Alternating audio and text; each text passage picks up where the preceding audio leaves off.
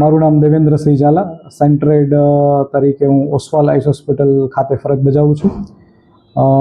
આજરોજ તારીખ 5 રોજ સરકારશ્રી તરફથી અમારા જે કાર્ડિયોલોજી અમારા હોસ્પિટલના કાર્ડિયોલોજી વિભાગને સસ્પેન્શન માટે અને અમારા કાર્ડિયોલોજી વિભાગના ડૉક્ટર શ્રીપાદ ભીવસ્કર સાહેબને યોજના અંતર્ગત સસ્પેન્શન માટે અમને એક નોટિસ પાઠવવામાં આવેલ છે.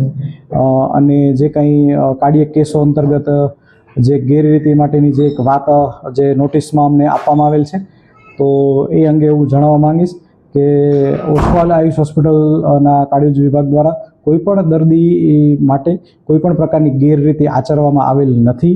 બરાબર છે.